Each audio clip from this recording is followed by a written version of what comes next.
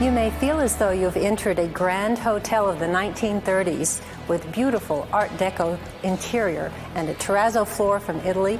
However, this building was actually made as the headquarters for the Auburn Cord Duesenberg factory. And the guests here now are over 100 cars, many beautifully restored, some built from scratch, and we'll have a chance to meet some up close.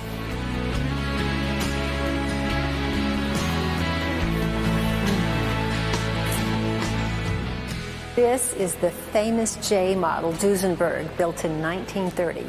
It's really special. I see Roger has already set his easel up over there at that 1931 Cord. Let's go over and take a look.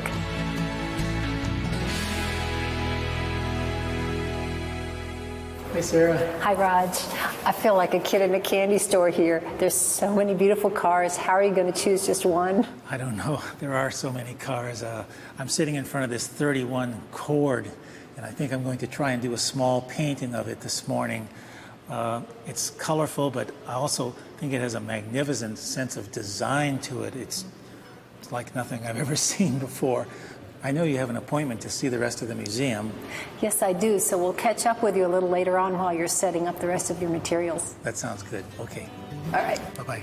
The museum opened its doors in 1974 for the first time, July of that year, and has since welcomed over almost 2 million people. No two Duesenbergs are alike. I didn't know that. That's amazing. Each one like a work of art. Definitely. Rolling sculptures, if you will. Rolling sculptures. I love it. Let's see what else we can find. I feel like I'm walking through the Hall of the Great Masters. Well, you're close. Definitely. Each car is a work of art, isn't it? This must be the Frank Lloyd Wright. Yellow ochre and cadmium yellow. So, I have my water with me. I have my little spray atomizer with me. It keeps things wet. And we'll get started. I'm going to tone this board just a little bit.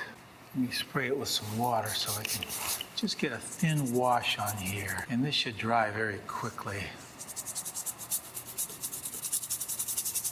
just want to eliminate that white. Smooth that out just a little bit.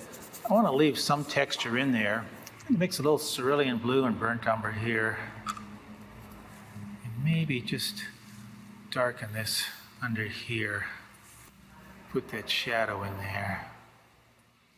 Supposed to look like, or what color is supposed to be.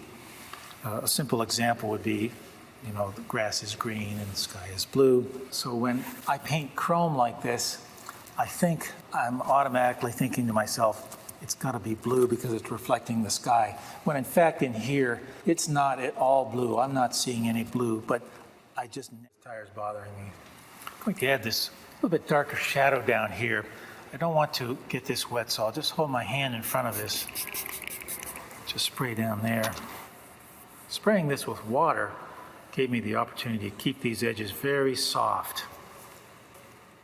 Or draw anything on my board, I always draw my pencil lines quite dark because I know as I put my paint over here, the pencil lines can easily disappear.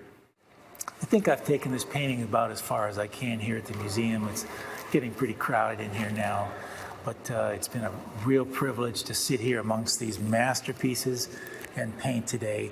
I'll take this back to the studio, add a few more details, figure out in my mind what I want to do to complete this. I'll sign it, varnish it. We'll put a frame on it and we'll see what the end result looks like.